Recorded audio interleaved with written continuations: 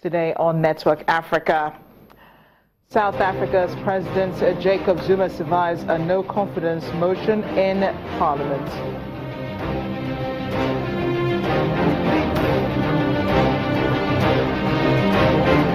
Hospitals in Libya suffer from the effects of the ongoing war.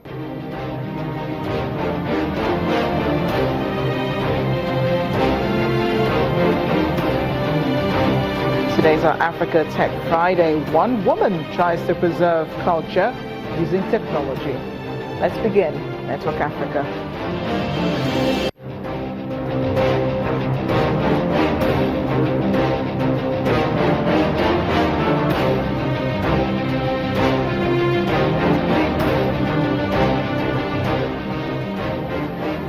Hello everyone, I am Amarachi Ubani. South Africa's opposition parties have vowed to continue mounting pressure on President Jacob Zuma to step down. This follows the no-confidence vote on the president, which failed yesterday in Parliament.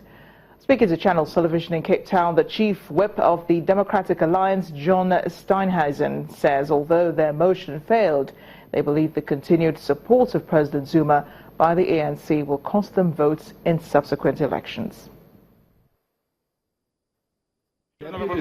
Yesterday's failed vote of no confidence is still making headlines in the country.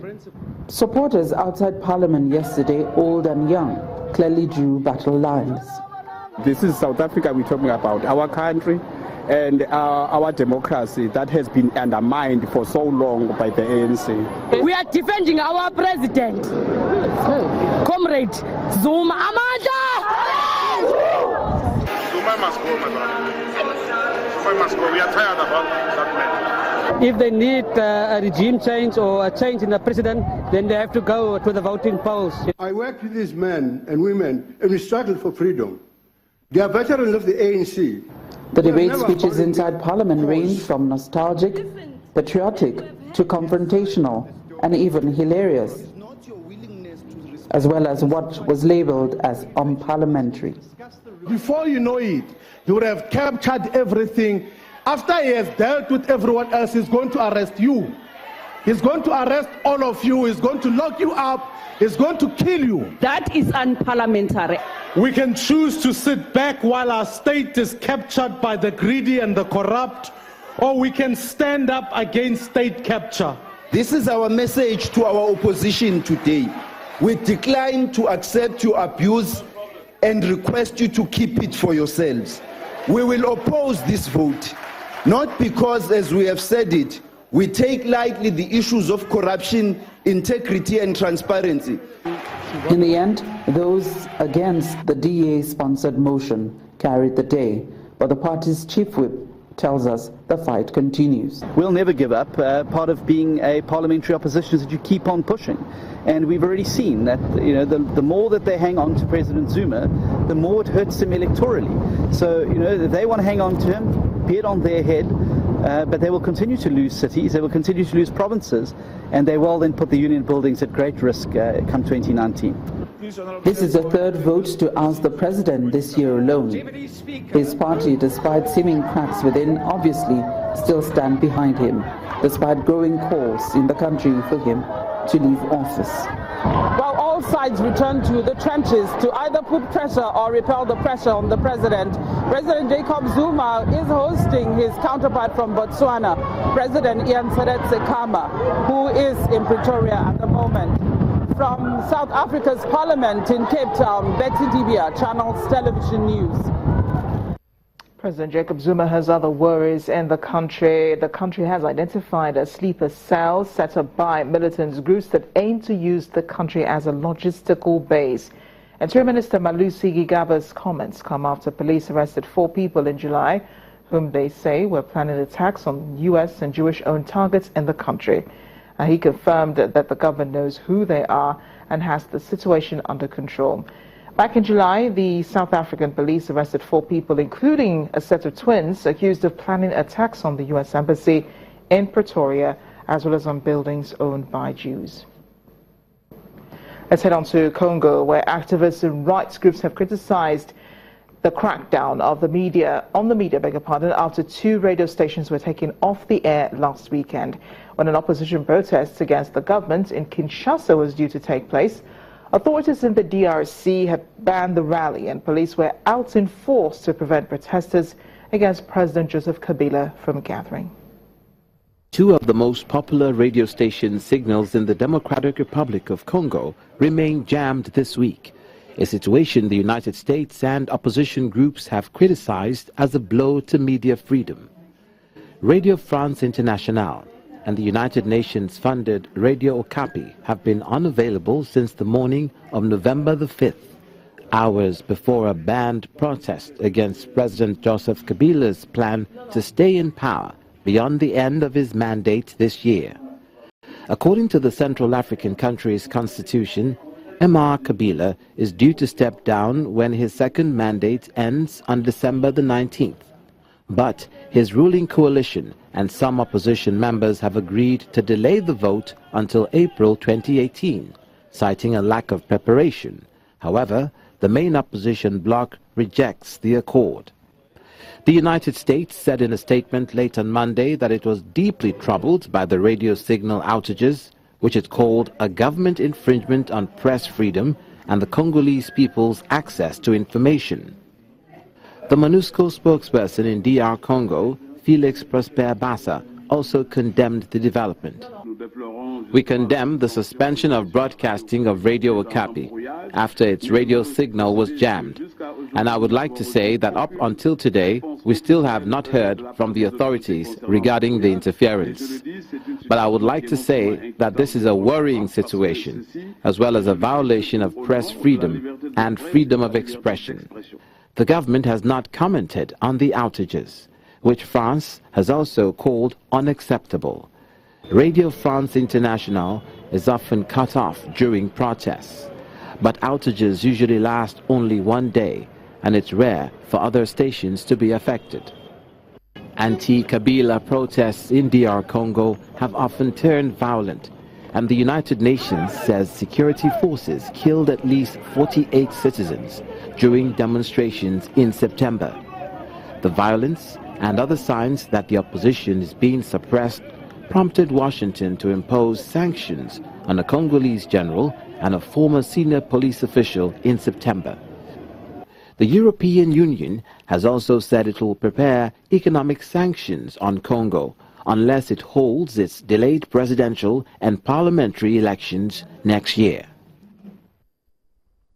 Major hospital on the continent, Libya, is suffering the effects of years of unrest after the death of Muammar Gaddafi and the end of the Arab Spring. The country's hospitals are the latest to bear the brunt of the impact of the political crisis that has besieged it. A civil war in the country has halted hospital operations in Benghazi. It's also created an acute medical crisis, from price hikes and medication to a lack of equipment needed for treatment of many common illnesses. Despite the crisis in Libya, the Benghazi Medical Center has withstood the damage of war and stayed afloat in an ailing economy.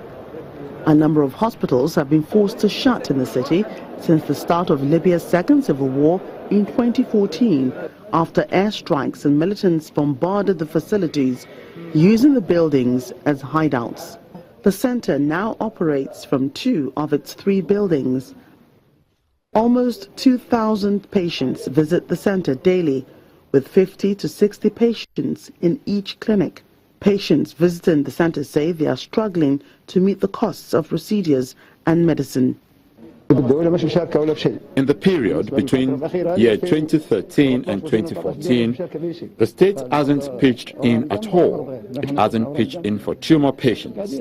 The blood test alone costs between $129 to $137, and you have to pay in cash. There are problems. Many medicines, including those for heart disease, have all but disappeared from the facility's in-house pharmacy, prompting patients to seek out drugs elsewhere at much higher prices. This means a lack of foreign funds and state liquidity to spend on health.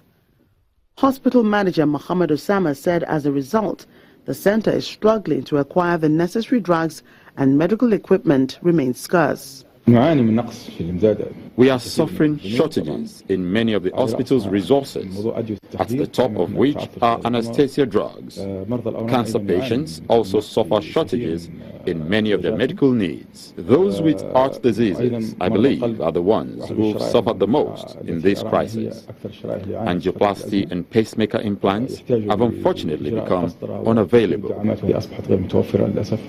In the past, Libya has relied on foreign doctors and nurses, many of whom have left the country due to the conflict. Meanwhile, hundreds are still trying to make that dangerous journey across the Mediterranean into Europe, resulting in their own end.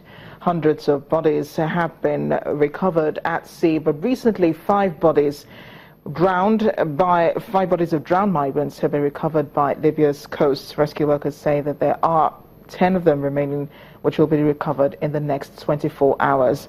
Overall, 158,000 migrants have made the journey across the Mediterranean to Italy's coastline in 2006. The increase in the number of migrants is thought to be due to them being told by smugglers that Mediterranean rescue missions will soon be handed over to Libya, which could mean any rescued migrants will be taken ashore in Libya rather than in Italy. Right, police and armored vehicles filled the streets of central Cairo today as security forces anticipated popular protests over deteriorating economic conditions in Egypt. A group which is known as the Movement of the Poor has called for citizens to kick against deepening austerity. A call made since August gained traction on social media last week after Egypt raised fuel prices and then floated its currency, a move welcomed by bankers but bemoaned by ordinary people.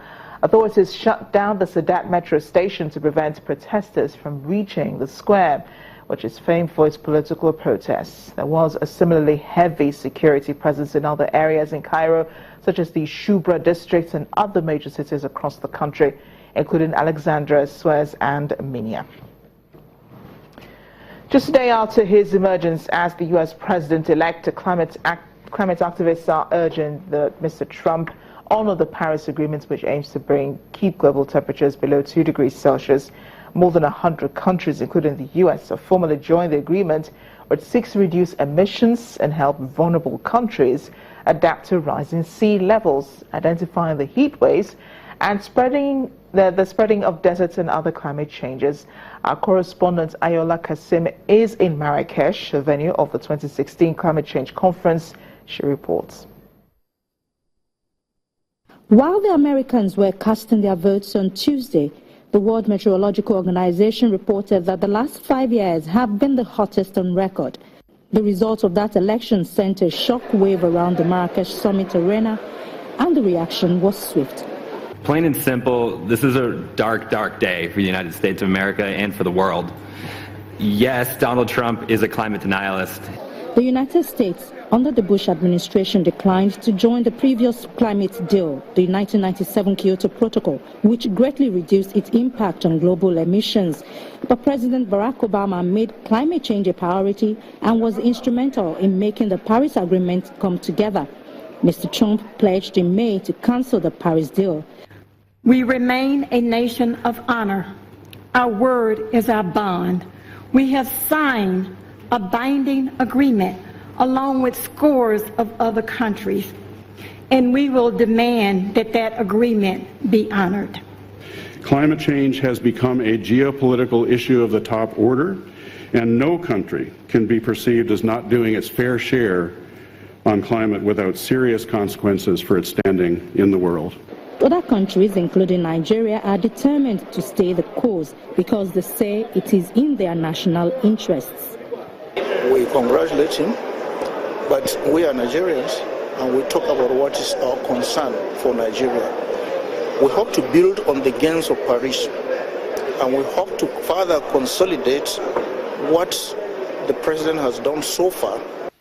The World Meteorological Organization report examined 79 extreme weather events from 2011 to 2015, including the 2011 to 2012 drought and famine in the Horn of Africa that killed more than 250,000 people, Typhoon Haiyan in the Philippines that killed 7,800 in 2013, and Superstorm Sandy that caused $67 billion of damage in 2012, mostly in the United States. The last 5-year period beat 2006 to 2010 as the warmest such period since records began in the 19th century.